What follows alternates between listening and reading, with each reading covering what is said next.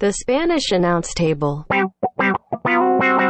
It is episode 394 of the Spanish Announce Table. Some professional broadcastitions here. Talking about pro wrestling. Tom, we had a SummerSlam. We had an AEW Dynamite, and those two things alone are enough to be entertaining, but we also had a retirement match, which we get a lot of those in wrestling, but this, I would hope, was real in Ric Flair's retirement match. Ric Flair's last match, as it was branded. So we're going to talk about a bunch of those things. Tom, man, what's up with you? Look at us here on the live stream. This is like the golf version of the Spanish Announce Table. This is like when we used to work at the radio station. Yeah, this is like the golf clap version. Well, I worked at the radio station. You worked somewhere else, but you would come from work, and we were both up in some collared shirts when nobody could see us. Yeah. Then when people could see us, we were barely wearing, T-shirts up in this thing. Yep, that's how it happens. But hey, We are doing great. We have a little bit of some surprise news later on in the episode, so stay tuned for that. It's really just for us, but we think we're going to give you guys some great content along with the news. So stay tuned for that. But yeah, like you said, we did, because our curiosity got the best of us, watched a little SummerSlam, saw a little retirement match, and then we got to the good stuff, AEW Dynamite, which this episode, we'll talk about it again here in just a couple moments, I thought was very good. Liked it a lot. So yeah, before we get into that, let's talk about the bigger show as far as attractions go. The second biggest show in WWE, SummerSlam. Happened this past Saturday. This past Saturday. It did happen this past Saturday, which was interesting, not Sunday. Yeah. We used to say WrestleMania is when they do for the public, and SummerSlam is when they do for us, and that's not anymore. I mean, I don't. Okay, so Tim, I think us have gone elsewhere. Right. And they just do all WWE for those people. WWE. Yeah. So, Tim, I want your feedback first. What did you think of SummerSlam 2022? I thought SummerSlam was not a terrible show in when it's all said and done. I also encourage everybody watching right now, by the way, if you're listening on the podcast, we do this live. We air it simul-streaming on YouTube, Twitch, and Twitter. Find all the socials on SpanishAnnounceTable.net, but we do them live Thursday nights. So chat with us if you're watching live right now. Get on whatever you're on, Twitch, Twitter, YouTube. Join the chat rooms and make some friends. Talk to us, and we'll talk with you live as we do it. But SummerSlam. So, I mean, everybody says, hey, Triple H is in charge. We're gonna get this, like, he's gonna make a big splash, he's gonna do something. But then we also get reports saying, like, they're gonna carry out Vince's last things, which makes more sense. WWE is a large circus machine, right?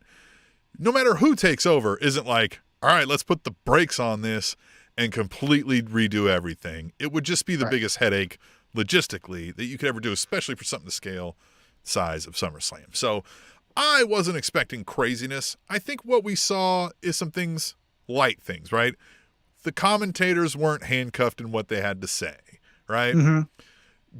Promos seem a little less fully scripted, right?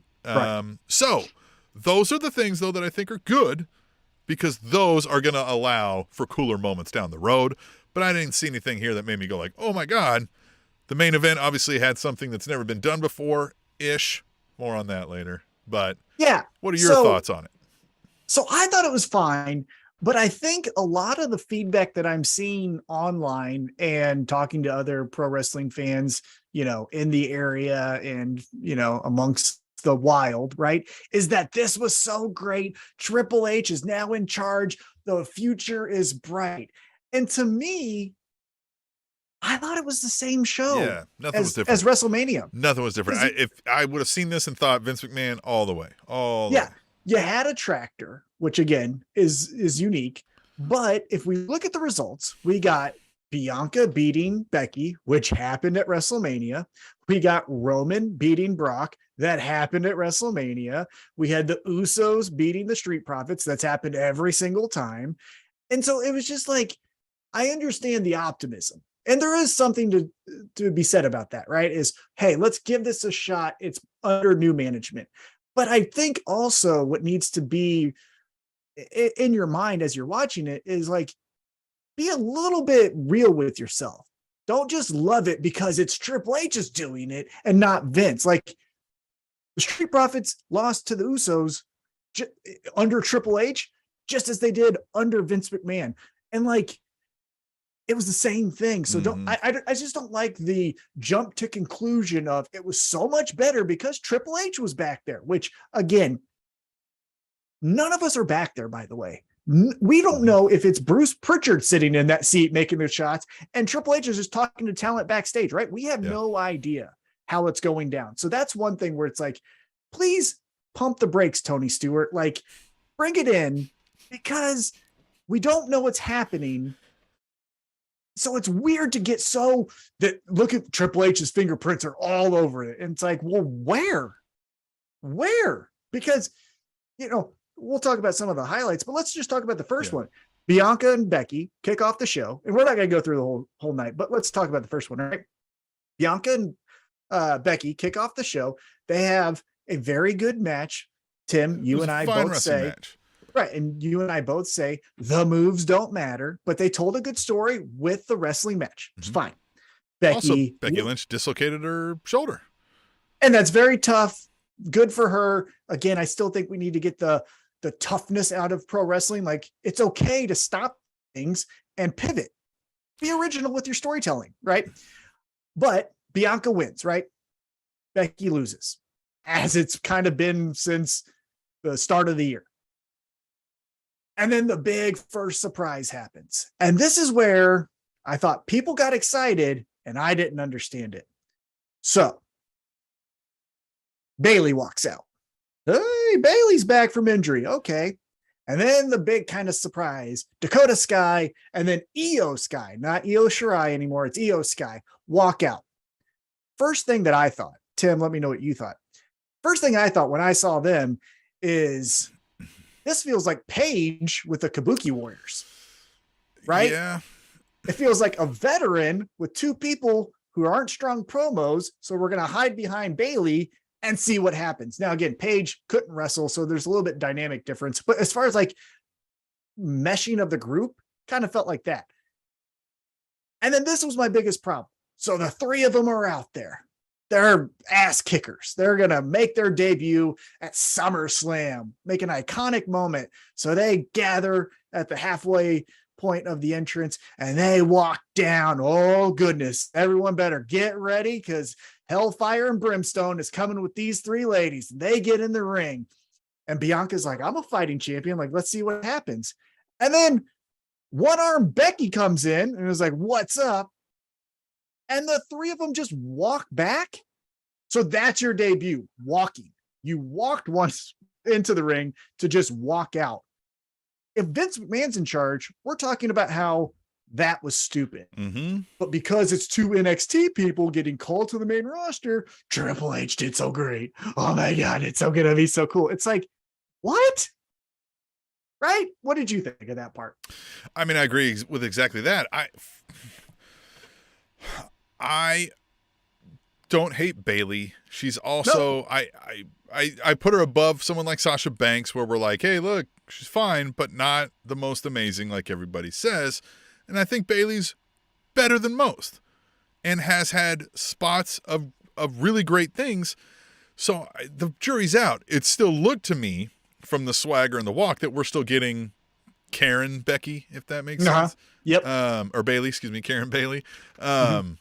So I just worry because the same thing, right? Like Dakota Kai, fine as well. Like nothing has ever stuck out to me there either. And with Io Sky now, not Io Shirai, WWE has never done well with the language barrier, right? So I just don't know that we're going to, it feels like this. Yeah. It feels like CM Punk's Nexus, right? It feels like, just all those things. So I'm not really behind it. We did get a tweet the table on this one. So reminder to everybody, if you follow us on Twitter, you can use hashtag tweet the table. Tom live tweets during the Dynamite, the Rampage often, some of these pay-per-views. He did it through SummerSlam, if I'm not mistaken. I did. That is correct. Yep. So we got a discussion of this from our good friend at Mr. Fourth Row. Says, I want to know, what Bailey has in all those pockets, and if she has a piece of gum I can have. Hashtag tweet the table. Yeah. I mean, a what lot was of that? pockets. 14 pockets? It felt like There's some weed in some of those pockets, right? I mean, I hope so. If coming off of injury, right? Like your body's probably not 100% yet. Yep. Now, again, there was a weed and a lighter in the other pocket, so we got 2 of them. Yeah. So again, they just walk back, so there was no physicality. But you never know, right? She could have had a shank up in one of them pockets. Her outfit made me think it was straight out of 1997. Yeah. Like it felt like a late 90s NSYNC, Britney Like Spears TLC. kind of outfit. Yeah, TLC, all of that. Yeah. That's what she looked like to me as far as the outfit. And yeah, she had a million pockets. Yeah, there it is. So, but again, Tim, like as we're talking about this, I'm still, I don't hashtag tweet the table, explain it to me. Or when we post this video, explain it to me in the comments. But like, it's 3-on-2. I would almost understand the walk back if it was Bianca, Becky, and then let's just say Liv Morgan. Well, she's the champion, but let's just say a returning Charlotte then comes in and it's 3-on-3. The 3 of them go like, hey, okay, we're going to walk back. But like, you still had the numbers advantage. And then one of them only has one arm. So what did you do? Yeah, and they were both gassed. Gassed. Sweating. And again, if Vince is in charge, the commentary and feedback is, oh God. So now they don't even make him look strong. They just have him walk out just to walk back. Vince is going to bury him in 3 weeks. But if Triple H does it, which we have no idea how he is going to book on the main roster. Remember that. This is the best because the 2 of them came from NXT. I just don't understand why we're changing our opinion collectively in this community, because it makes 0 sense to me. But people loved it. I thought it was fun. People loved it. Yep. All right. We moved on. We got Logan Paul versus The Miz. We do have at Theo75 on the Twitter join in, said this match would have ended by Maurice punching Logan Paul with a pair of brass knuckles. Hashtag tweet the table. I mean, hey, look, Logan Paul, I've been pleasantly surprised with. I didn't think he was going to be terrible. Like, we knew he was an athlete, but I think we understood, like, oh, he's got the demeanor and the showmanship. So, and of course, Miz is a grizzled veteran at this point and knows how to make people look good. They always throw him in these things, but I thought it was fine. And yet again, it was the same kind of rinse repeat where instead of Logan Paul, it was Bad Bunny, but Miz wrestles the celebrity, and we're so shocked that the celebrity can practice one thing and do it well.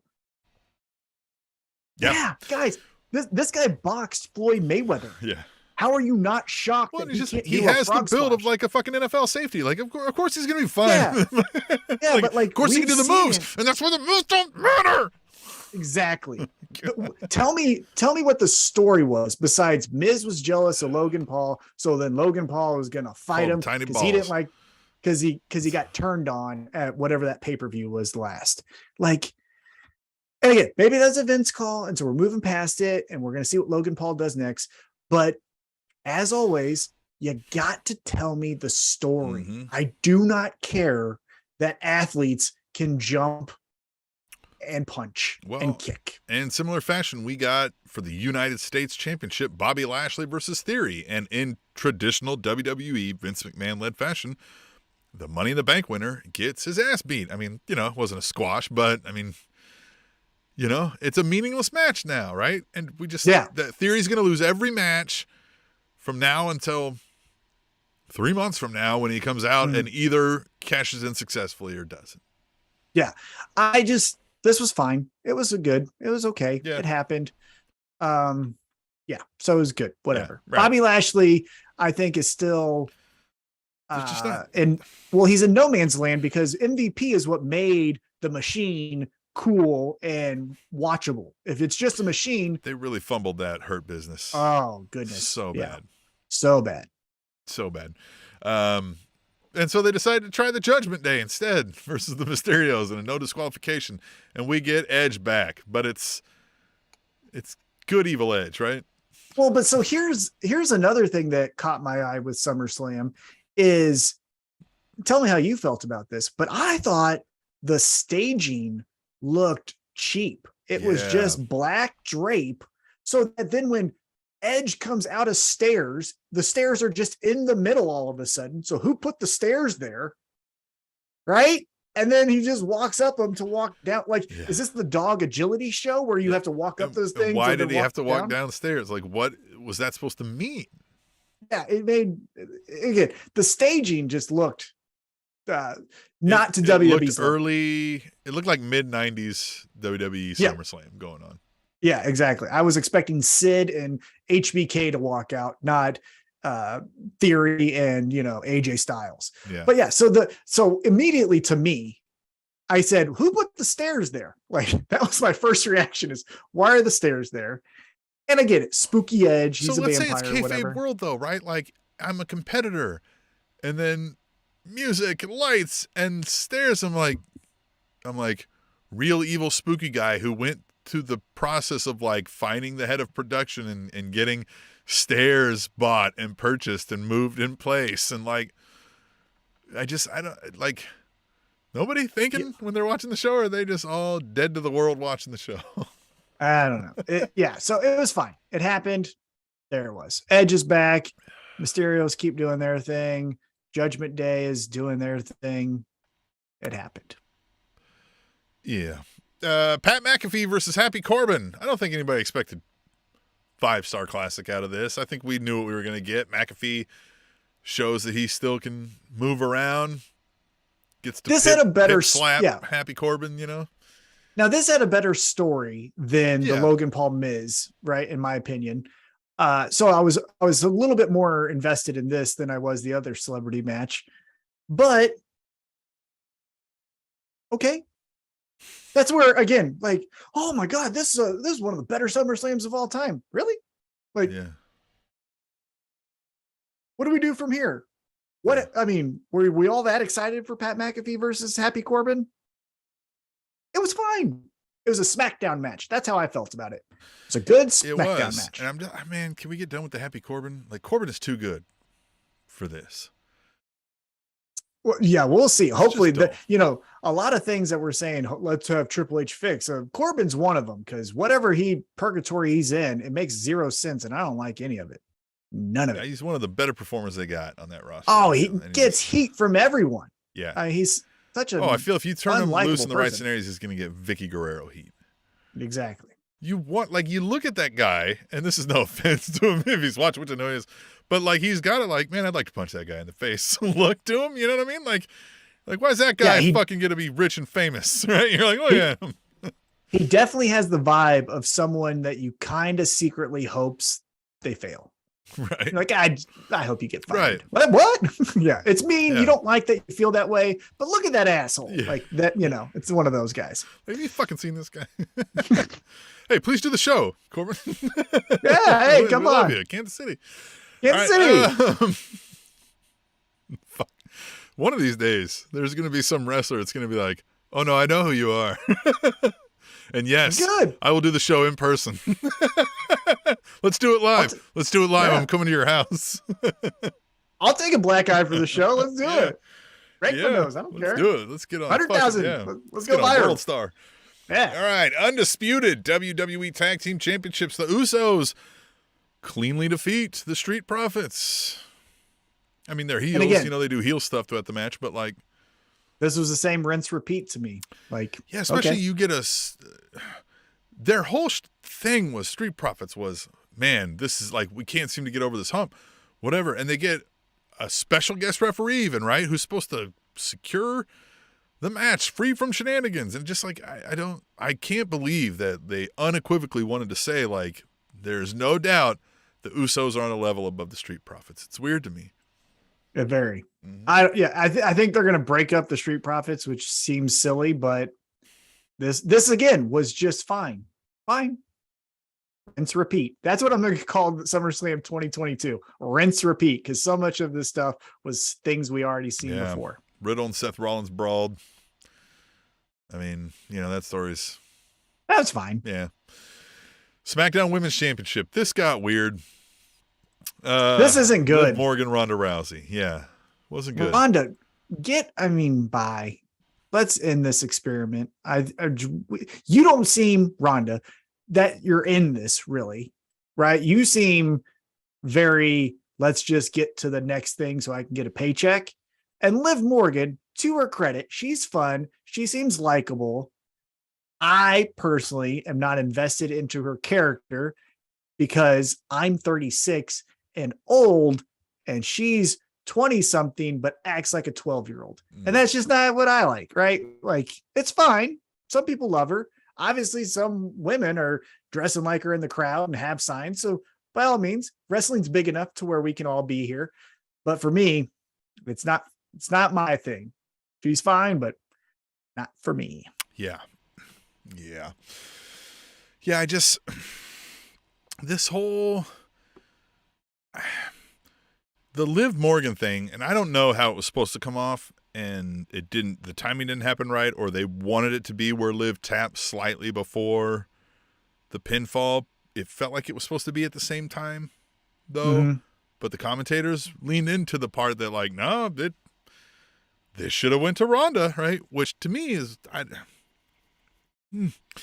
you've got the face sneaking one over on Ronda, which is fine when, like, someone's been a bully, right? And then they get over on the bully. But, like, I don't feel like that's exactly been happening here, right? I don't know. Well, to me, it wasn't as if the baby face was doing something dastardly. It just went in their favor and they just didn't call it out, right? She could have said, hey, I looked at the replay. I actually tapped before the 3 count, so Ronda should win. She just did the, okay, I'll take that victory and move on. And then Ronda gets suspended, which again, just don't come back. How about that? Don't you have a new kid? Spend time with that kid. Go there. Have more fun with Travis Brown. There you go, Rhonda. Just, I don't know. Bye. Yeah. Bye-bye. All right. The undisputed WWE Universal Championship on the line for the last time ever. Roman Reigns versus Brock Lesnar in a last man standing match. And, I mean, as far as this match goes, this was entertaining, right? Like, they did their spots. The tractor thing was unique, albeit everybody wants to say, I've never seen anything like this. Yes, we have. We've seen wrestlers drive vehicles into the thing and cause a ruckus. Yes, nobody has lifted the ring with a tractor, but that is not so far from somebody brings a beer truck in and hoses everybody down, right? Like, right. It's not much different than somebody brings a forklift in and holds somebody down in a fucking, like, it's not that different. Yeah. Here's my takeaway from the match. It was fun. It was enjoyable. I would show it to casual fans as far as, look at this spectacle. I think you're going to have fun, because I did. Then you put on your critical glasses and things don't make sense. So one, this is the 4th time in a row that Roman Reigns has beat Brock Lesnar. So stop. Right. Stop. We're done. 4 times in a row, Roman Reigns has beat Brock Lesnar. And then second, and this is just splitting hairs, but it didn't make sense why Brock Lesnar lost. And this is why. Brock Lesnar gets buried underneath a table. I think it was the announce table, right? But as he's getting buried, they're still throwing things. They're throwing chairs, and then they're throwing another table. The referee is counting 1, 2, and Roman continues to throw things. The rules of a last man standing match, as it's always been in the history of WWE last man standing matches, is you incapacitate your opponent to where they fall down, you step away, they count to 10, the match is over. Because if we're going to go with the logic that they just told us, which again, Triple H is in charge. Hey guys, Triple H is in charge. So by his logic, if he booked this, I would just do a Luthez press and punch you in the head until the ref counts to 10. And then I just won the last man standing match. It makes zero sense why people would still be throwing things and like touching the person that you're saying can't stand up. Well, no shit, they can't stand up. You're still throwing things at them. Like, yeah, to me, and we've seen that a couple times before where like the last man standing is lost because somebody had a bunch of stuff thrown on him. And I've always hated that. It's like, why would that be allowed? Why wouldn't the ref be like, I'm not counting that? Well, my thing is if you're going to bury him, okay, but then step away. Yeah. Step away and stop throwing this stuff. But if you're going to continue, then the person can't fight over the continuous debris that you're throwing at them. Like the logic doesn't make sense. And so, yes, the tractor was fun. Brock Lesnar seemed to have the time of his life. He seemed to really love this. Yeah. Roman Reigns seemed to have fun. Paul Heyman got F5'd. All the fun things happen. Another detail that, again, logically doesn't make sense is Austin Theory 100% cashed in. I don't give a shit. He did. Because when he goes and he says, here's my money in the bank briefcase, I'm cashing in. And the referee acknowledges it and says, okay, cool, we're going to do it. It doesn't matter that all parties agreed that this was going to happen. So it happened. Right. Like you can't just be like, well, no, we didn't. No, because you got F5'd. Yeah, they love to do that. Like, they love to. It's so silly. That's so silly. Another aspect of this, and by the way, Katie First Lady chimed in with a hashtag tweet the table, says Brock does have a history of destroying rings. Hashtag SummerSlam, hashtag tweet the table. And that's fine. But I did see a meme where it showed where you could see the whole ring lifted up and it said, imagine paying hundreds, if not thousands of dollars for front row seats and looking at the underside of the ring for most of the main event. I would be kind of pissed. I would be pretty pissed. By the way, on the YouTube chat, local celebrity, well, not local, but international celebrity, Adam Pearson. Yeah. Worldwide. International, Mr. Worldwide, as we like to call him here. Adam Pearson said, yes, it is the fourth time, but this one had a tractor. And yes, that's what you got to love tractors. That's what I responded with. Like I said, I would show this to any casual fan.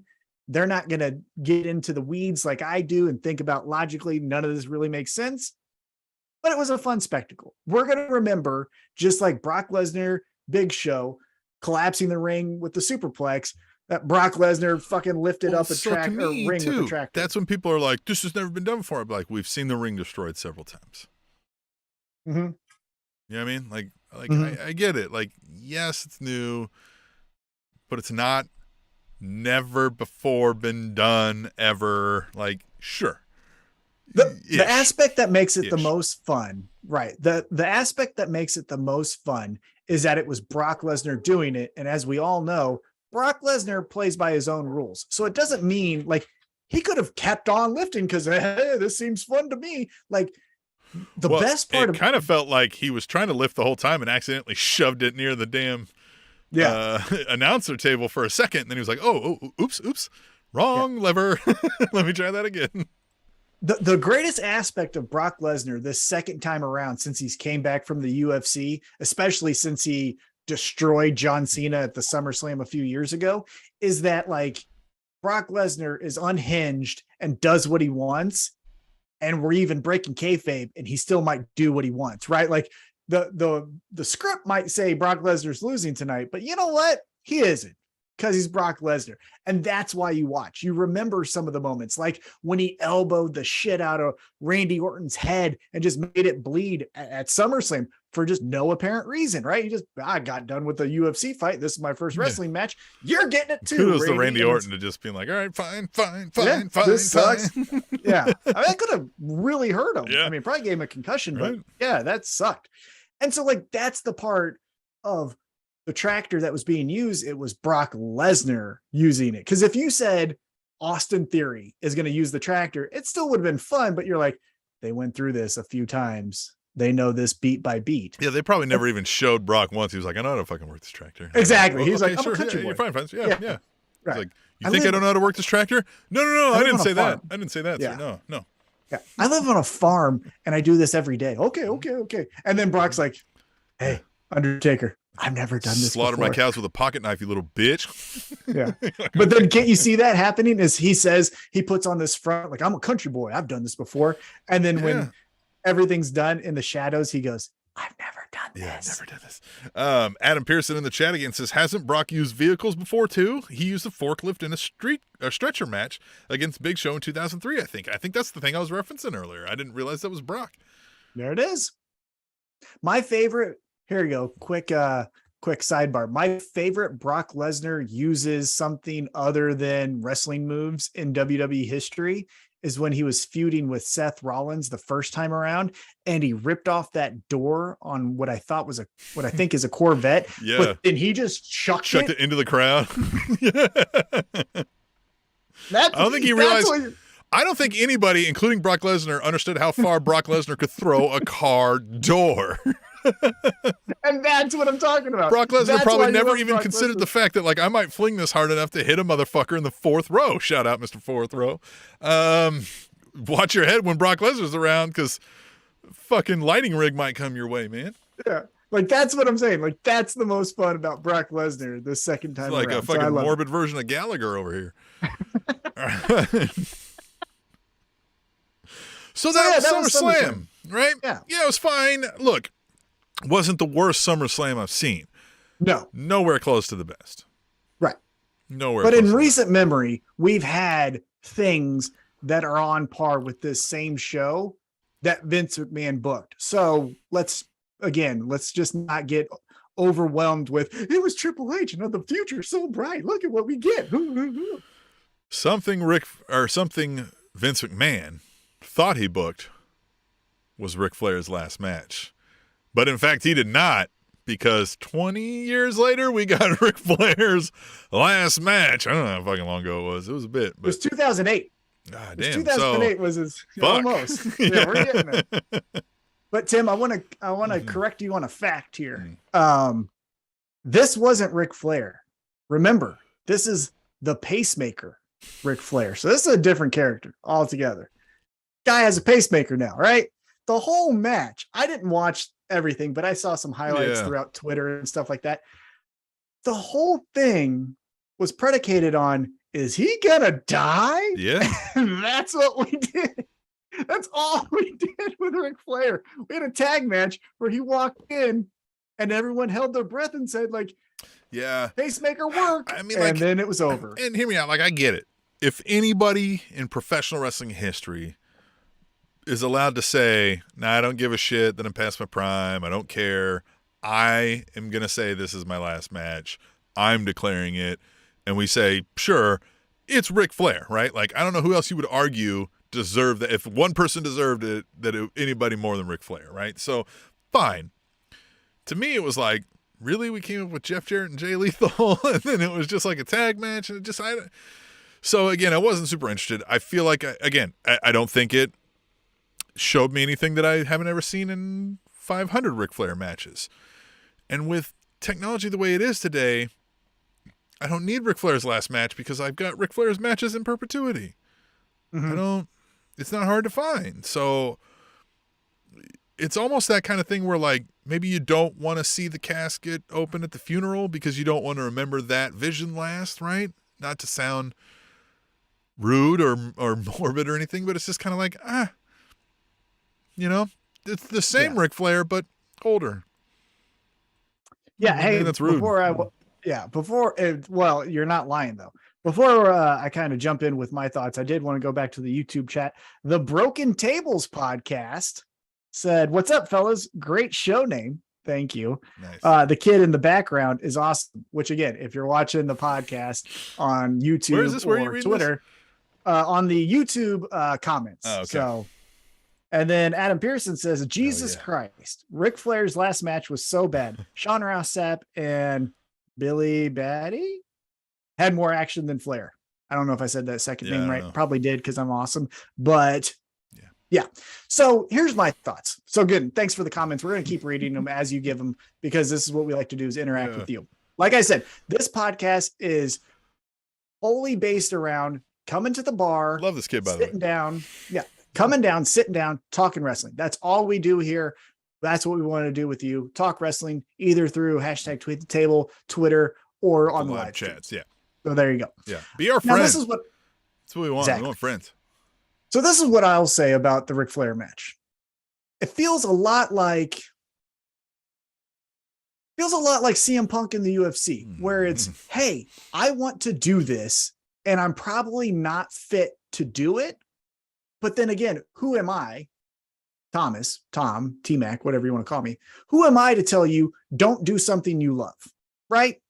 And so I completely understand it. And aging is a bitch. I just went to the doctor and got a physical. My body is fucked, right? And it's going to be bad that I can't do jiu-jitsu as much as I want or boxing as much as I want, but I'm still going to go to the classes, right? That's what I want to do. And so for someone like Ric Flair, who is at the height of pro wrestling when he was in his peak, I get that I don't want to stop this. And that's all totally understandable and reasonable, right? Like, I'm not hating on him.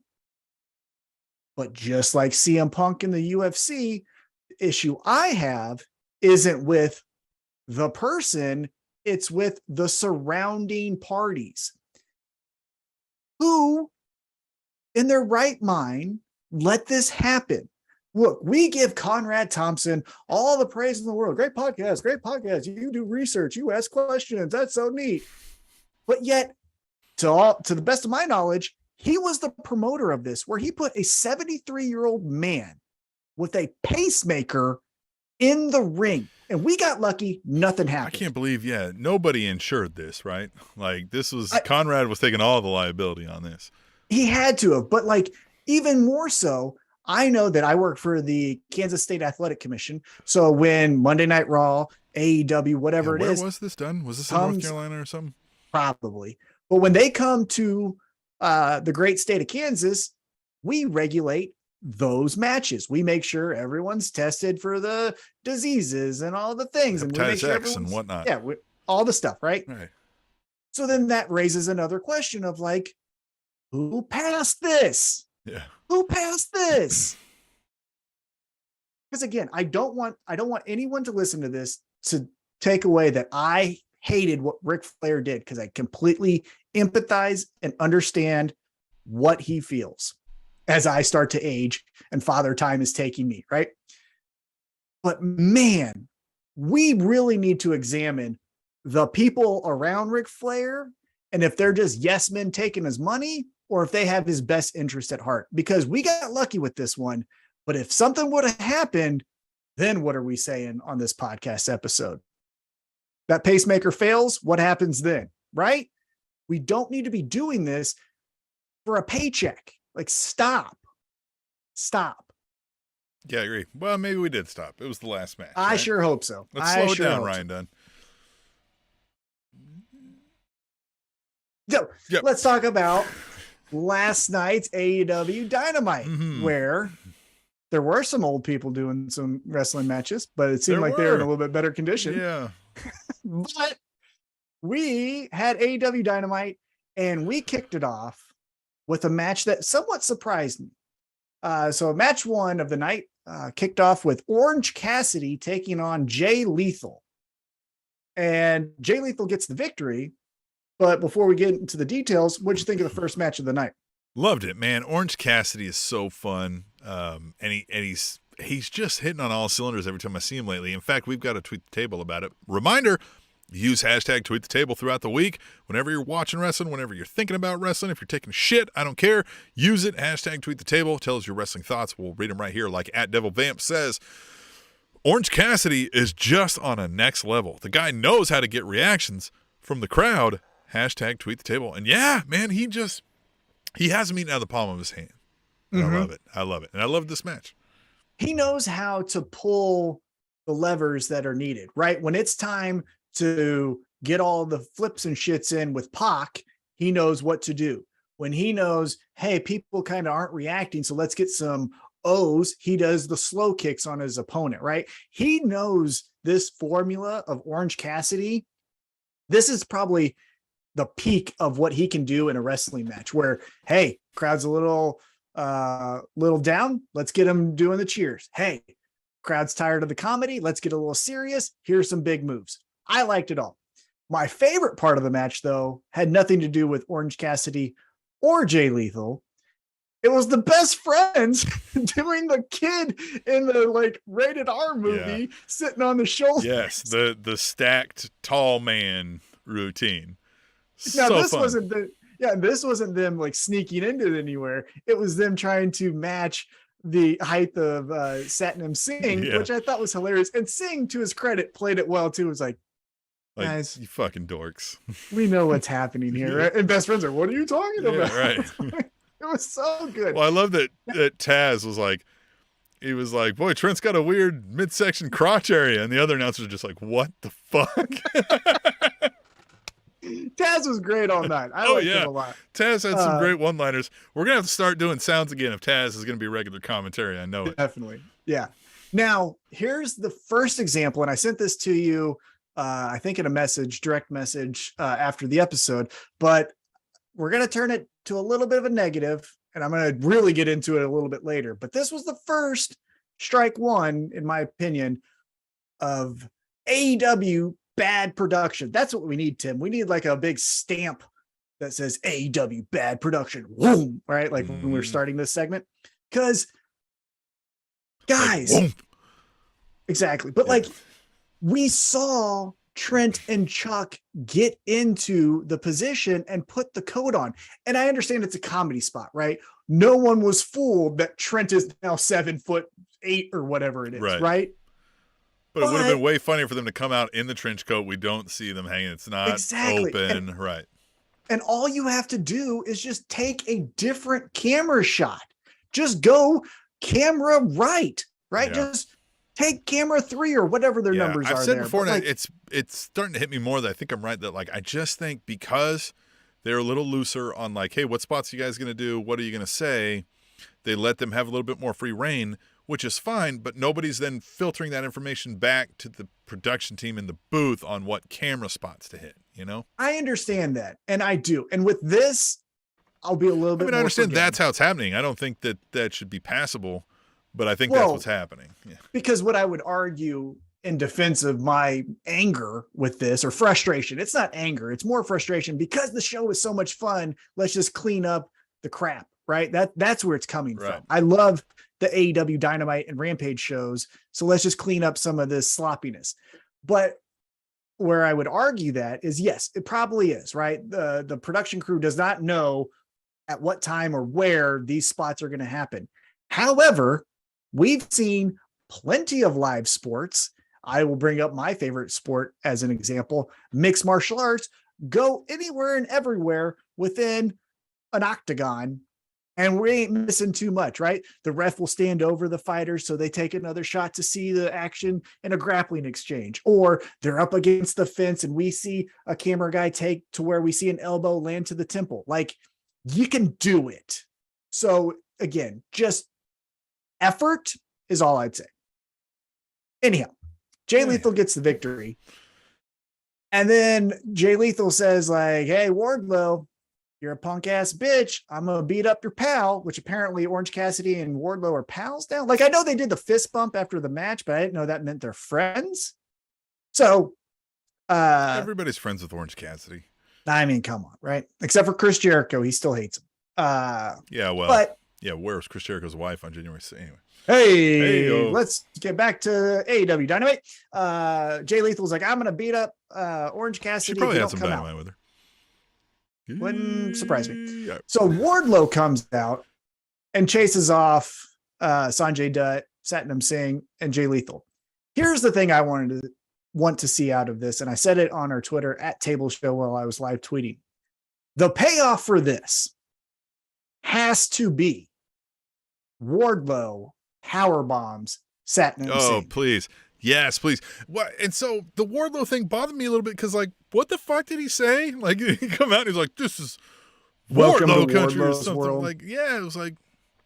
Well, he's trying. I think if I'm in the creative meeting room, they're trying to get this over like Roman Reigns is "Acknowledge Me," where it's like city name, welcome, and then we're all saying, to Wardlow's world. Like, I think that's what they want, but that's silly. I just kind of think we might have hit the peak and now it's coming down and we can't keep doing the like, I'm Goldberg 2.0.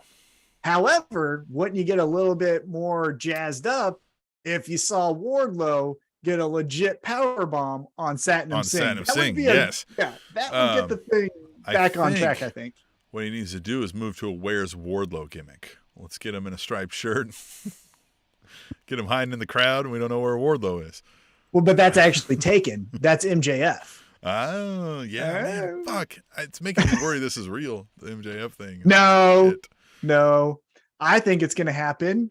And here's the big news. I think it's going to happen Saturday or Sunday, September 4th in Chicago at All Out, in which Tim, you and I. Oh my God! If MJF comes back and All Out, and I'm there. I might piss my pants live in the crowd. You can watch. I might live stream it. Fuck.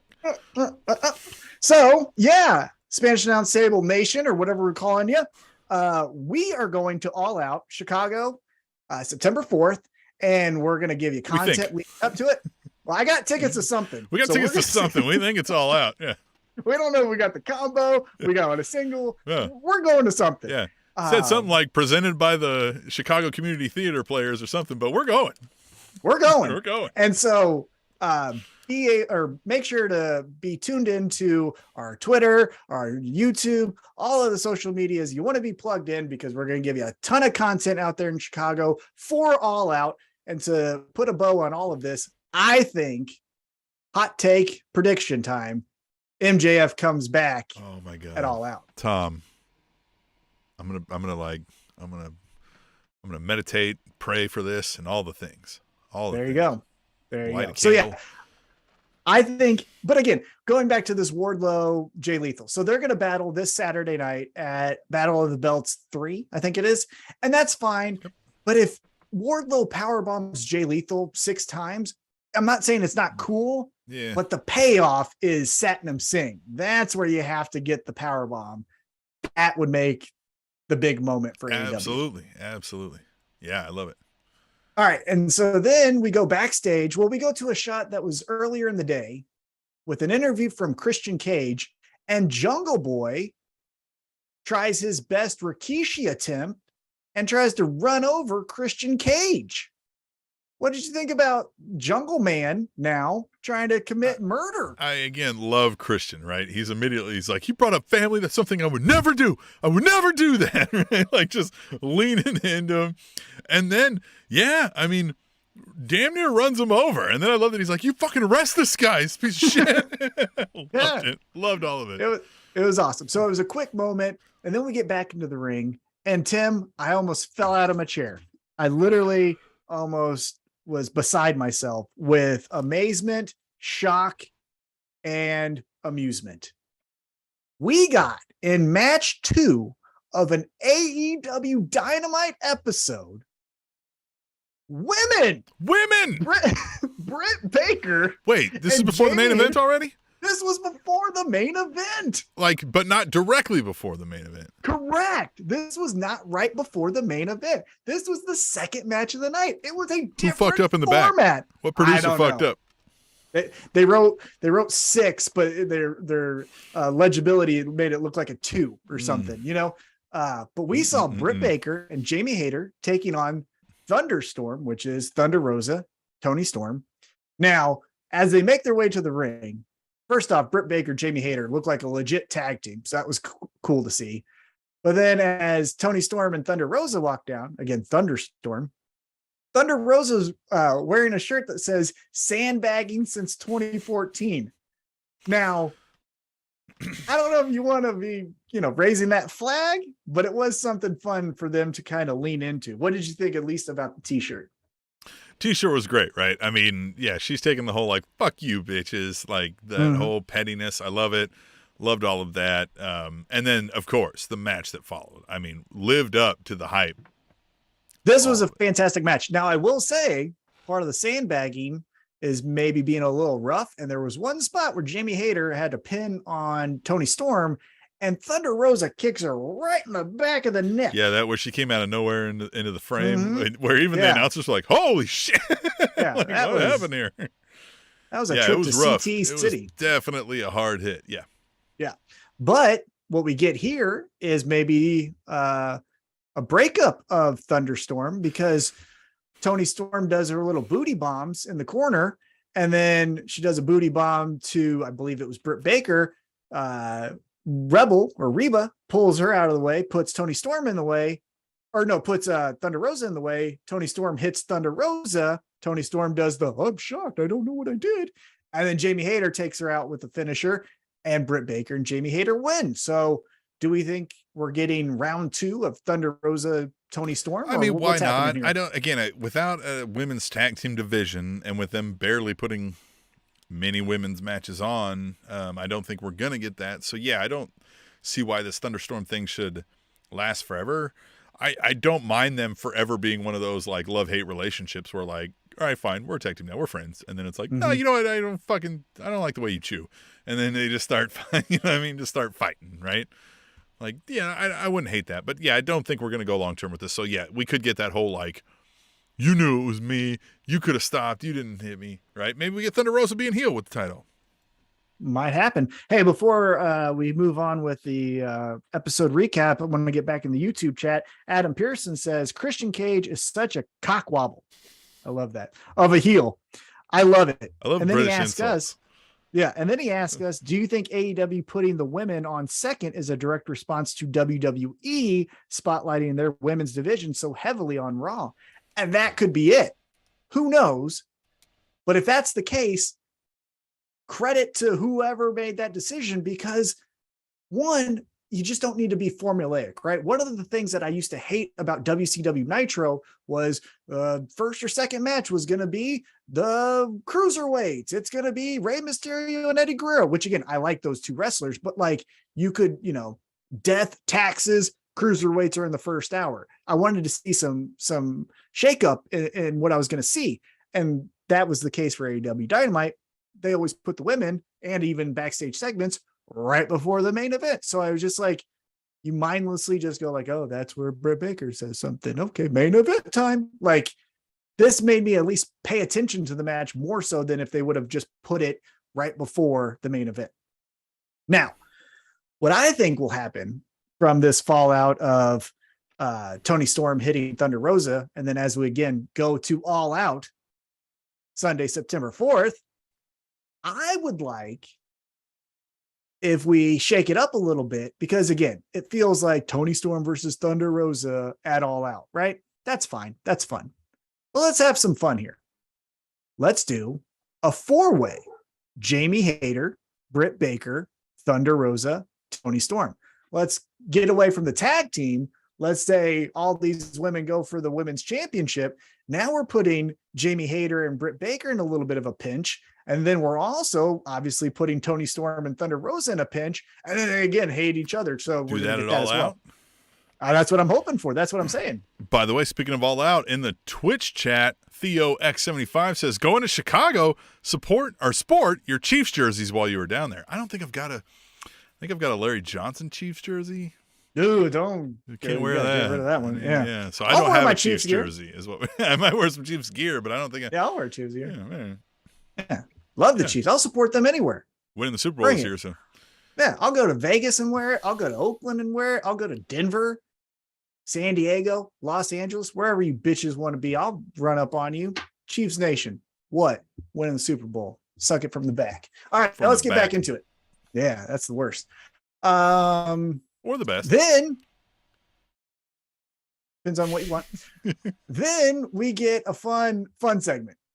And I say fun segment because any segment with Eddie Kingston is the best segment of the show. Oh. And this was just on par with all the rest of Eddie Kingston's content. So we find out Tay Conti and Sammy Guevara aren't there tonight due to getting married.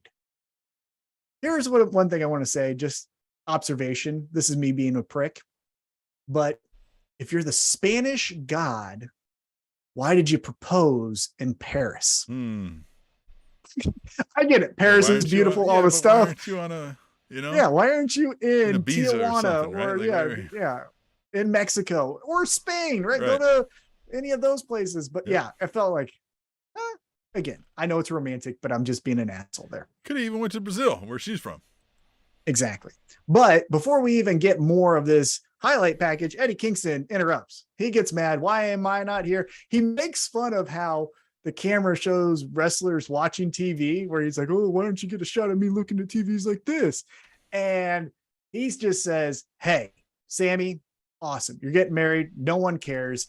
I want a match with you at All Out. So it looks like Sammy Guevara versus Eddie Kingston at All Out, which again will be at Sunday, September 4th. I'm excited. I just love Eddie Kingston. I love this. The interview's like, hey man, nobody gives a shit. Yeah. The fuck are you doing? Nobody cares. Yeah. Like, well, what he does care about is that Sammy Guevara cost him a match twice, potentially. The one match where they were up on top of the cage, he had to throw him off of it, but he cost him the match with Chris Jericho. So he's got a receipt with Sammy's name on it, and he's going to cash that in at All Out. So I like that. That makes sense. Yeah. Again, the greatest thing about Eddie Kingston's character is there never feels to be a reset. It just rolls into one thing into the next. So like now he's not feuding with Chris Jericho anymore, but it makes sense that he's going to Sammy Guevara because Sammy Guevara cost him with Chris Jericho. And then, I could keep going all the way back, but like it just rolls with Eddie Kingston. And I love that about him. Love it. Love everything all about right. Eddie Kingston. So now we get a little bit of sad news, and I want your opinion on this. From the commentary desk, Taz announces that Team Taz is officially over. R.I.P. to Team Taz. Hey, deal with it. This is you. So what do you think? Are you sad? Are you mad? Do you think they reform? What happens? I mean, I think we said this, right? Like if it was going to take Taz away from the commentary booth, Taz has to distance himself. So that's fine. I'm fine with it. Yeah. I would have had Taz helping Hook or somebody against Hook, but this is fine. If it's going to take away from commentary, I'd rather him be on commentary than not on commentary. I think there's, as I've said before, some meat on the bone, as the phrase is, with Taz intertwined in this Ricky Starks, Powerhouse Hobbs, Hook kind of 3-person story. I think we could have done some fun things there. Now, if Taz was like, I don't feel comfortable doing it, I can't physically do any of these spots that maybe we potentially might do, so get me out of it. Okay. But not knowing any of the backstage details, I was hoping to see Taz put in a spot where he has to either choose his son, choose his favorite guy, all of those kind of things, I think would have been more fun than what we're going to potentially get. But that's not to say I'm not interested. So match number 3, Powerhouse Hobbs, one-way traffic, runs through Ren Jones and just takes him out, pins him. And before you could even clap that Powerhouse Hobbs won or boo, Ricky Starks runs down. Strike 2, camera misses it 1,000,000%. We just see it in the ring as like a blur, misses everything about it. And it's like, you knew that spot. No one was ready. You dum-dums. So that was strike 2. But Ricky Starks attacks Powerhouse Hobbs. Swinging. Second chapter in the story. Yeah. Swinging. I mean, he's throwing haymakers on Hobbs. And I like that Hobbs was able to like get him and put him down and be like, bitch. Yeah. And then just kind of walk away like, you little punk. Yeah. So the ref gets him involved, which distracts Ricky Starks. He pushes the ref, which leaves the opening for Powerhouse Hobbs to get a spine buster. The thing I was hoping for, and maybe we get it next week or maybe the week after, is the reasoning behind Powerhouse Hobbs decapitating Ricky Starks last week, right? Yeah, agreed. Because, I mean, it was fine. I don't think it advanced the Hobbs character any because we need to hear from Hobbs, but this was fine, right? I like that it was, hey, Starks, this is an uphill battle. Like, all he's got to do is get a hold of you once, and it's over for you. Exactly. So I do want to hear an explanation. Maybe if we want to protect Powerhouse Hobbs, let's do it backstage. Let's do a vignette where they've done really well with, promo packages of the reason behind whatever it is. So maybe that's where we go, but I do again want to hear from Powerhouse Hobbs. Then second hour hits, and what seems to be something that I don't think needs TV time, we see Jim Ross make his way because it's 1998. We next get Matt Hardy versus Christian Cage. Yeah. This was fine. Fine. Interesting.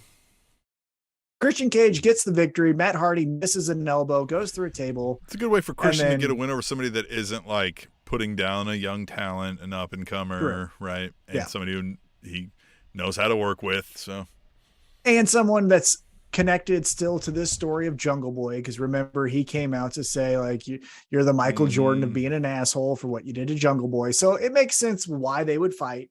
I didn't hate anything. It just, Matt Hardy, you got to get a haircut, bud. You're balding to where it's noticeable, and we're in HD, man. Like, I love Corbin you, brother, even finally said, yeah, you know what I mean? And I'm not, look, I got eventually we're going to get there. You know what I mean? Like, look, this is like I said out here. Like I said, Father Time is undefeated. So I'm not hating. I mean, hey, when you're 4 years old, you know what I mean? I'm just saying, let's look in the mirror. After that, though, Luchasaurus comes out. And as soon as Luchasaurus comes out, Jungle Boy comes from the crowd to try to get Christian. Christian walks off. But did you check out Jungle Boy's t-shirt? Jungle Boy's shirt. They tried their hardest to not get it on camera, by the way. But, like, it was there. Oh, and just the crowd into the whole song and the waving of the arms and everything. I damn near brought a tear to my eye. I loved that moment. Loved it. It was great. And this was where, again, I thought the crowd kind of woke back up, because going back to that second match with the women, they were killing each other. And the crowd was giving them golf claps. Like, they were doing really well, especially in certain spots. And I felt like the crowd was just like, this is fine. What's next? But this, again, was when we finally got to see the waving of the hands and all that stuff.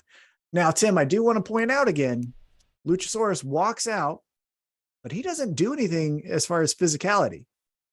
And he's still wearing that black getup. He is coming out of the babyface tunnel. I will say that. But what do you think with Luchasaurus? What do we get from him? I still think maybe at All Out, maybe we we're going to. Maybe we get the true, maybe not true, but like the, like, oops, Luchasaurus is still on my side. Or maybe we get it before All Out leading to a big event. But fine. Did you also rewind just a little bit, Powerhouse Hobbs came out through the middle. He was not a heel. He was not a face. There was like a cage lifting or something, and he's all flexing in the middle. Yeah. I did not catch that. I like that. That's interesting. Yeah. All right, so let's move on. Ethan Page is in the ring, and he is pissed off. This promo and I have so many questions after this. So for those who didn't watch, Ethan Page is in the ring. He has a microphone. He's asking, why isn't he on TV every week? Why doesn't he have an action figure? Why aren't you buying his t-shirts? And then the crowd's like, yeah, Ethan, you're great. And he's like, just suck it. You are the ones that are buying this. Why the fuck would you cheer? He's like, but you're the ones that I'm talking about, you idiots. All the while he's cutting this promo, Stokely Hathaway walks in, doesn't say a word, just stands in the ring to let Ethan Page just vent. And then Ethan Page locks eyes with Stokely Hathaway. I was like, what the fuck are you doing? And Stokely Hathaway is like, is that it? Is that what you're wanting to do? And then Ethan Page tries to respond, and Stokely Hathaway gets in his ear, whispers something to him, hands him a card, walks out of the ring. Ethan Page observes the card, gets out of the ring, and they both walk together up the ramp. So, Tim. I like that Stokely even like paused for a second. He's like, he's coming. Yeah. And then he caught up to him and he was like, yeah. So many questions out of this segment. First, Stokely Hathaway on the previous night's Rampage episode got Lee Moriarty to, is it Moriarty? I don't know how to say his last name. Moriarty. Yeah. I'm not good with names. Say, I nailed it. Yeah. But he got Lee to join his group. Now he got Ethan Page to join his group. If you follow him on Twitter, he showed them two and then a blank space, which indicates maybe we're going to get a third member. It looked like it was space for two more to me. Possibly. You also have to keep in mind Stokely Hathaway is working with Jade Cargill and the baddies.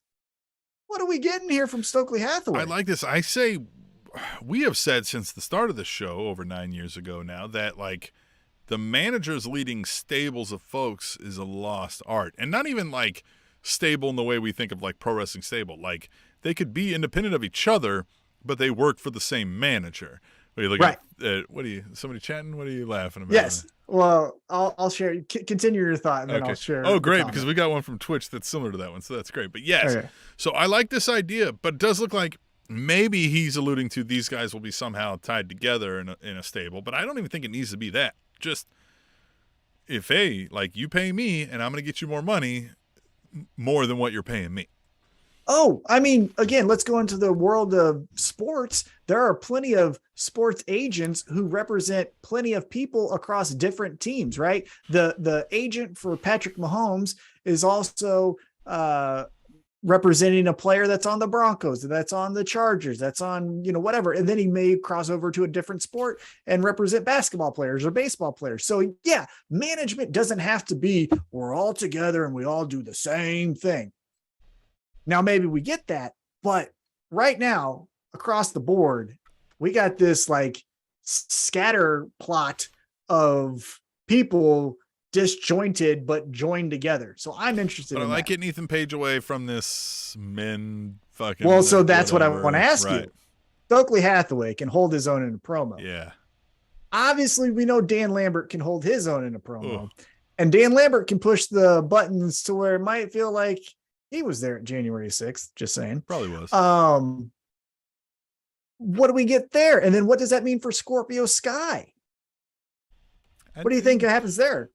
Fine. I mean, like, Dan Lambert, I don't think we're going to get full time all the time because he's just got too many other ventures, right?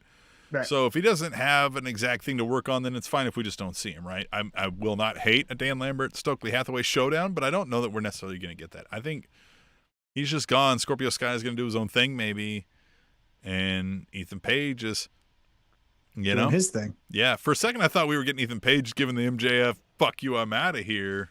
Right. And I was pleasantly surprised. On Rampage, again, referencing the last episode of Rampage, when he did his Razor's Edge power bomb or Razor's Edge, whatever you want to call it, he looked to the camera and says, "I hate it here." Mm-hmm. And then did the Razor's Edge to that poor bastard, Leon Ruff. Yeah, like you said, Dan Lambert isn't there each and every week. If for whatever reason we go sideways with this Ethan Page Stokely Hathaway thing and it's just not hitting, I could see Dan Lambert comes to make the save for Ethan Page and is like, "Don't you remember the good times? Come back to me." And he goes, "Okay, cool." And then that's maybe how we get it, Dan Lambert Stokely Hathaway thing going on again. But yeah, a lot of fallout from this, and I am so interested. Speaking of fallout, want to get back to the YouTube chat from Adam Pearson, going back to the Christian Cage Matt Hardy match. He says Matt Hardy's hairline is more screwed than Alex Jones's finances. Couldn't happen to a nicer guy. Yeah. And Theo X75 in the chat says, "With today's modern medicine, you can transplant the hair that grows on your butt and back and plant it on your head." And I agree. I think that's the next time we do a picks that the loser's gonna have to get a mustache made out of their back and butt. Wouldn't hate it. Yeah. I wouldn't hate it to see that on your face. Yeah. Next up, as we get back into how many our, times have you said that? So many, can't even count. Next up, we get probably the moment of the night from AEW Dynamite. Wait a minute, hold on. I was doing this. Did I miss something here? Oh, you missed a promo backstage with Matt Menard and Angelo, whatever. Yeah. Okay. So let's do a little bit of cleanup because I did mess up with my notes here. So backstage, this is a quick one. 2.0 and Anna JAS is backstage. My God. And Anna's like on a rampage to prove that she's that bitch, kind of like Jade Cargill, but obviously she's not. And so she's like, "I'm going to choke you out." And then she chokes out some guy for no reason. This was my favorite segment of the night. So, first of all, the 2.0 guys, right? They're hilarious, right? And I love how he's just, Matt Menard's, he's like, "You want to know what makes the Daddy Magic Man's nipples get hard?" And Tony's like, "No, I don't." And he just tells him anyway, right? And then, yes, the Angelo or Luca, whatever the hell that guy's name is, I love that he's using the, like, switchblade comb, right? Like, every time he's like, and then he fucking combs his hair, all of that. And then Anna, yes, she's been like, "After I choked Thunder Rosa out," and he's like, and she goes, "Tony, I'll choke you out." And she's like, "Cameraman, I'll choke you out. And then I'm going to choke you out right now." And then we look over, and then we end with her screaming, wailing, choking the guy out. And the 2.0 guys on the other side just going, "Ah!" fucking screaming in his ear. And I just couldn't stop laughing. I watched it 3 times in a row. So great. I loved it. It was awesome. So I'm very sorry about my poor note taking because I just loved it so much I forgot to put it in my notes. But it's the whole thing of what's in between us here. I forgot to mention the Undisputed Elite makes their way to the ring, and Adam Cole says to the Young Bucks, "Hey, I want to talk about this trios tournament." Now, I'm not medically cleared. Kyle O'Reilly's not medically cleared. And then I thought the odd comment was, "And you're not picking Bobby Fish." And I was like, well, why? Right? Like before the whole heel turn, why are they just saying no to him? But he says, so you can't do the trios. Just can't do it. Sorry, guys. And the Young Bucks are like, say, what? Hold on. What are you making decisions for us for?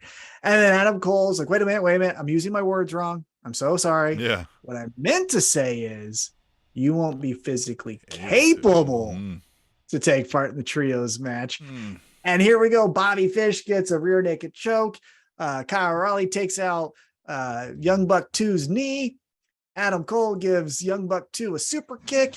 All the while, this poor kid that's in between us is just losing his mind. Poor kid. If you're watching, which we know you are, parents and kid, reach out to us. We'll get you a care package. We'd love to interview you. We're here for you. We were there. We understand. But why the Young Bucks? Tom ripped up every piece of Hulk Hogan memorabilia he had on the night of the. I probably destroyed $500 worth, probably of right now, $500 worth of Hulk Hogan stuff when he turned and joined the NWO. That bastard, I still hate him for it. But I met him and he was great. You should have seen the horror when Earthquake sent Hulk Hogan to the hospital. Just with the chest damage. Hated. Just hate it. Oh, so as Adam Cole is putting the boots to Young Buck 2, and then Red Wagon is beating up Young Buck 1, they're going to take the head off of Young Buck 2, and then we hear it. And Hangman Adam Page, in all of his glory, I don't call it a wife beater, but that's what it's collectively known. The white tank top, the jeans with the butterflies, and the cowboy boots, and the sprinting in cowboy boots, which should be applauded by everyone because that's hard as shit, makes his way down to the ring. That scatters the Undisputed Era. Let's just call them what they are. The Undisputed Era out of the ring. Hangman has a pipe in his hand, so that's what made him run. And then he looks at Young Buck 2. And Young Buck 2 is, taking to his leg saying, this hurts. And Hangman says, give me your hand, brother. And he does, and he takes it. But before anything else happens, just like we said last week, two exes who don't want to necessarily make the first move, Hangman then just leaves. And then the Young Bucks a little hard to get there. Yeah. And then the Young Bucks are there going like, well, thankfully he didn't allow us to be killed, but what was that all about? Sexy motherfucker. And then you also had what's their lackey's name? Yeah. The tall Young Buck. He was videotaping this whole thing. So I'm interested to see that footage and what that looks like. But what do you make of this? Love it. I like all of it. The one thing I'll have to say is that, like, for as much as I love Hangman, he's my favorite. I love that guy. I'm a little upset he's finding a way to get me to like the Young Bucks. God damn it. Like, it's not cool, Hangman. Well, look, I always go back to this analogy because it was true back then and it's true right now. Back in the day when I was a shit-eating wild man for the UFC, my favorite fighter was Rich Franklin. I loved Rich Franklin. He was my favorite. He was the middleweight champion. He was number 1, 2, and 3 in my book. He was friends with Matt Hughes, who fucking sucks. I hate that guy. If you remember, he was on Rampage. He could barely walk because he got hit by a train. Who knows if he tried to do that on purpose or an accident? That's nonetheless. At the time when he was the welterweight champion, he was a prick. Fucking hated him. Those two were best friends. It was hard for me, but I stopped and I said, Rich Franklin is my guy. I like him. Matt Hughes, we were just going to ignore. Like it's not even there. Like he's a ghost. We don't even see him. So that's what I'm doing with Hangman and the Young Bucks. Is the Young Bucks just happen to be there, but I'm not looking them in the eyes. I'm not learning the names. No. Right. I'm Hangman all day. But I wanted to get your opinion on this. This leaves kind of one man out talked about it right before we started recording because for whatever reason, he's trending on Twitter tonight. But Kenny Omega, what do we do with Kenny Omega? I feel like he's coming back soon. Yeah, he's somewhere in here, right? This would be great to throw that extra wrinkle in. Like, we think we're getting the Hung Bucks back, but then maybe they're also torn between Kenny Omega. Hold on. What did you call them? The Hung Bucks. They called him that on Dynamite last night. Excalibur called him the Hung they? Bucks. Yeah. I didn't catch that. Yeah. The Hung Bucks. The Hung Bucks. Oh, damn it. I'm going to learn their names. Yeah, Fuck. right. That one I talk about in therapy. I really don't like that one. I hate that guy. Every week you're fucking talking. That fucking guy. Still fucking blocked on Twitter. Yeah, they both of them. Young Buck 1 and 2. Pause here on the Twitch chat. Theo X75 said, I cheered when Earthquake put Hogan in the hospital, and you heartless bastard. God. What do you like it when kids get kicked in the face? Do you like this kid crying? Like, what's wrong with you? Yeah, look at it. What the hell? Jesus. So, one thing I wanted to talk about before we move on from this segment is the last time that we saw Kenny Omega was after he lost the title to Hangman Adam Page, and he essentially said, hey, I haven't watched the tape back, but I'm beat up. I need to go get healthy. I'll be back. In the meantime, you guys hold it down. And then Adam Cole stepped up. It's like, yeah, I got it. And he was like, I was kind of talking about them, but whatevs. Now, that's a long time ago.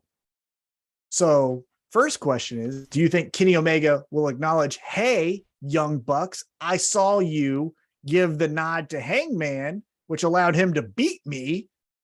And two, Adam Cole, you de facto were in charge of this shit, and now we're all in shambles. So do I have to just be the cleaner of this whole thing and fucking clean up this mess? Huh? That would be fun. Maybe Kenny Omega is trying to combine the two, and he's even like, listen, I'll even take Hangman. Like, whatever, just guys, it's fine. Just let's all be friends again, right? Yeah. Right. Yeah, that could be fun too. I'm the most interested right now in Kenny Omega coming back. I don't know when it's going to happen. I hope it happens now. You know what I mean? Yeah, at All Out. But it looks like, if memory serves me correct, they're going to crown the first trios champion at All Out. So are we going to get what it seems like the Undisputed Era versus, what'd you call them? The Hung Bucks. The Hung Bucks. Yeah? Yeah. You think that's what we're getting? Yes. There you go. I don't hate that. Yeah, absolutely. All right. So as I mentioned, now I'm getting back on track here. Let's get into what, again, I thought was the moment of the night, the gimmick match of the night, the dumpster match between the Ass Boys and the Acclaimed. Now, Ass Boys come out dressed like their dad in different eras throughout his career. The one that raps, I think, was looking like New Age Outlaw. The other one was looking like Smoking Gun, right? Billy Gunn walks out with them. Acclaim just walks out, attacks Billy Gunn, gets him out of the picture. Get the fuck out. Bye-bye. Then Max Caster grabs the microphones, like, hit my music. And then we get the line of the night, which, again, I'm going to paraphrase here, but it was, we don't put filters like Instagram. We're going to make you retire like Vince McMahon. And everyone lost their mind. Yeah. I thought the better line was, we're more positive than Joe Biden's COVID test. Thought that was actually the line of the night, but everyone brought up the Vince McMahon stuff. So what did you think of this whole spectacle? Liked it. And I liked that they even did the homage to the dumpster toss, right? Yeah. Loved that. This was awesome. Loved all of this. You've got a little bit of, you really started to get enraged at something that we've been enraged about. For a while. So this was strike 3. Everything about what the wrestlers did was awesome. And to your point, at the end, again, the Acclaim get the victory here, put the Ass Boys in the dumpster. They had to overcome a technical difficulty live on air because their wheel was caught on some type of wire, light, whatever it was. And they had to like really use their muscles to like get back on track and then get the crowd back hyped up and then threw those bastards to where the thing flipped over. I don't know how they did that. Hopefully they're okay. Like in legit real. I just got to think there was some camera work and they snuck them out the back door or something. Because those doors popped open. Maybe they strapped in and held onto the bottom or something. I don't know. It looked dangerous. Well, if the cameras missed it, that's not a fucking shock, because about 2/3 of this damn match they missed with just sloppiness. I don't understand. And I'm going to bring up a real person who talked to us on Twitter. Love him to death. Kata. You're one of my favorite people that we've ever had a part of this show. You've been with us since day one. Love you. Respect you. Everything. But he was not upset about this. And I don't understand how this isn't something that we collectively stand on a hill and yell to the heavens about. Because if you're not seeing what the hell is happening, that's the whole point, is you're supposed to see it. Why are you not mad about that? We talked about this, a long time ago before they were purchased by Tony Khan, but the lighting in Ring of Honor, if I can't see anything, then just put it on radio. Right. Get me Vin Scully, RIP, but you get what I'm saying. Get me a broadcaster and just tell me the match, because what the hell are you doing by missing the action? It makes no sense. I don't understand how no one is not more mad about this. I feel like I'm yelling at myself, but this is infuriating how lackluster and subpar the number 2 promotion in the world is with their television show. Come on. Yeah, I agree. It is annoying, right? Like at times where I'm like, like we heard a sound and then the announcer's gonna be like, oh, you just got walloped. It's like, well, yeah. And then didn't even get, like, not only did they not have that shot going on the live feed, they didn't even get it because they won't throw it up on a replay. Exactly. They didn't even get it. Not even that, like it was the wrong shot broadcast. They didn't even get that shot. I was so confused by the ending because what I saw was Rapper Ass Boy standing on top of one of the tunnels. Then I hear a noise, and I believe Excalibur said Bowens hit Tall Ass Boy with Ass Boy 2. Ass Boy 2 with the trash can. But then when they do show Bowens, he's on his knees. So I thought maybe he got hit. Right, I thought he got hit. But apparently maybe he didn't. But then he points up with the scissors, I think it was. And then Max Caster's behind Ass Boy 1, Rapper Ass Boy. And then they do the final spot. But it was like, I had zero idea what was happening. But you know what I did get? Fucking people watching the show, just like me. Now, again, we got the kid here. There are times when if you get the money shot, you go with it. But most of the time, I don't need to see people do this. You know why? Because that's what I'm doing. I can see my fucking face whenever I want. I can look in a mirror. Like, I don't need to see your face doing the same thing I'm doing. Why do I need crowd shots? Yeah.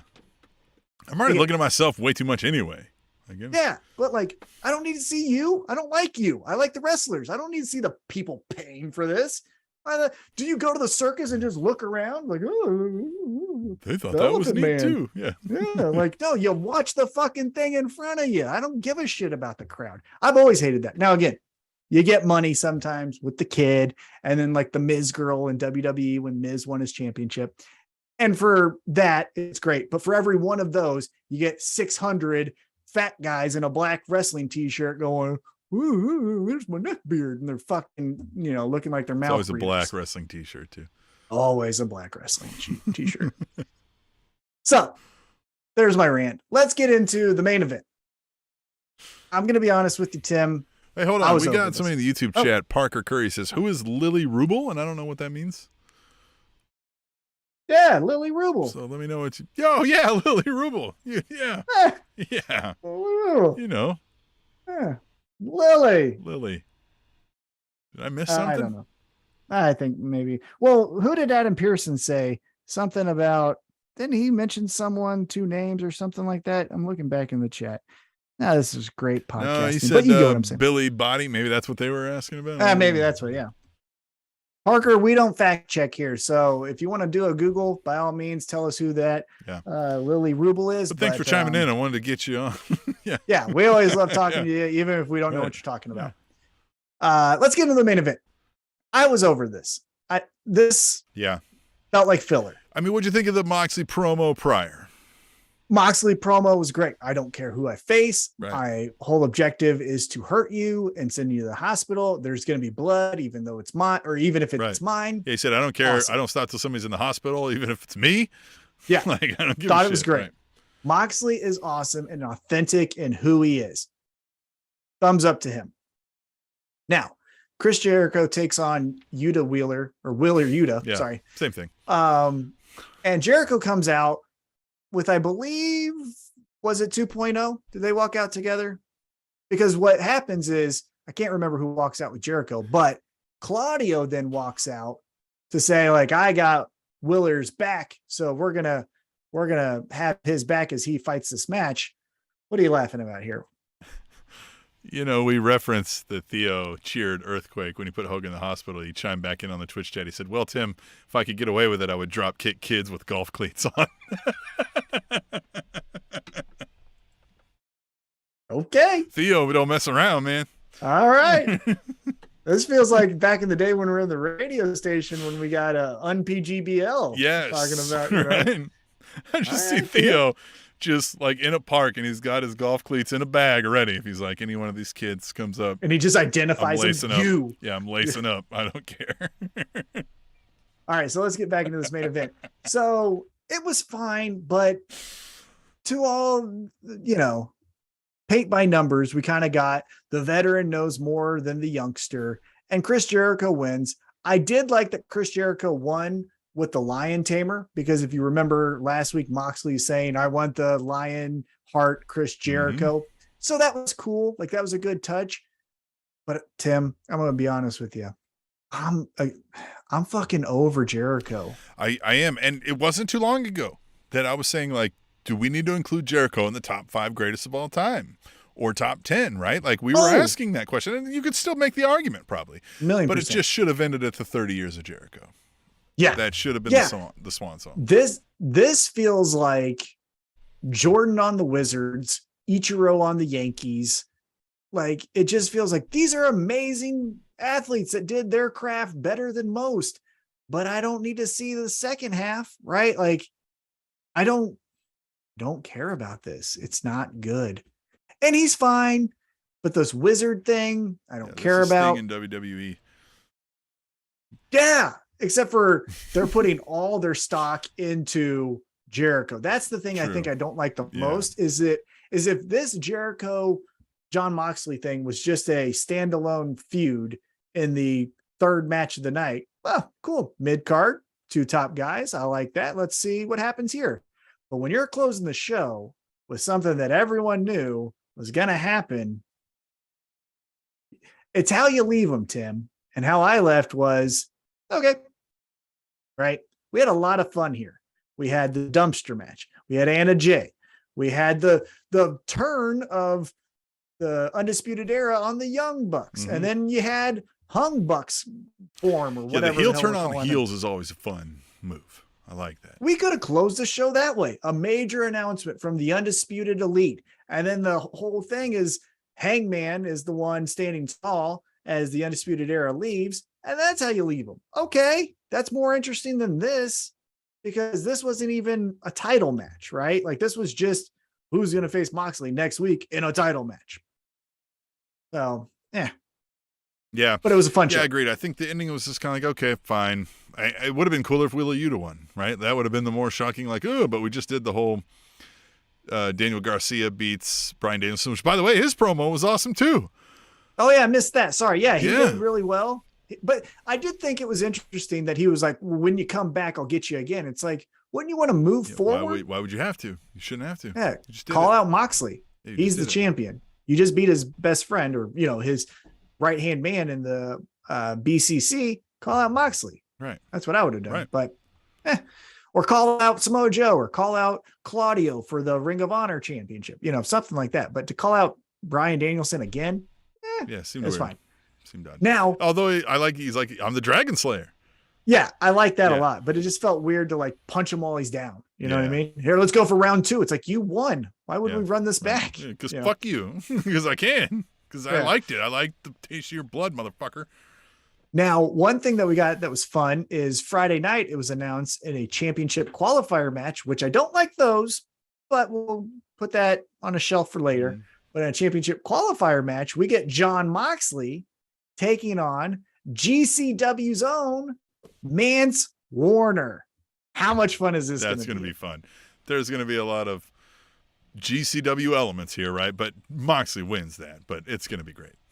Oh, the last time I can remember watching a Mance Warner match was when Nick Gage stapled his tongue to a door. Cops got called. And the cops got called Right. in a barn in Wyoming. Now, again, I've seen other matches, but that's the match I think Kim of. Gill told Mance us Warner. that Mance Warner would only refer to himself as Mance Warner to the cops. Because that's who he is. Yeah, Mance Warner. What are you talking about? Yeah. Fucking love it. Love they it. worked in Great. the town. Loved it. Yeah.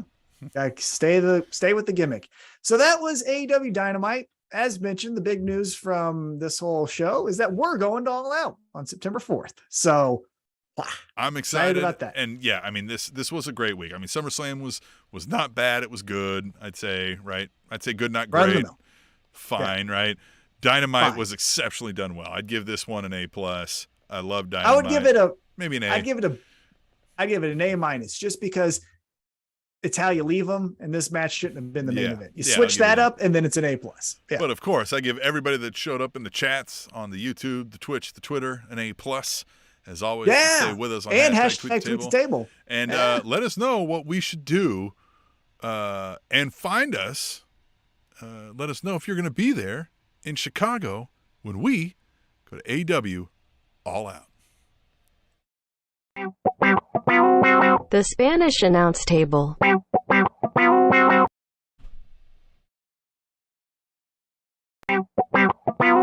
The Spanish announce table.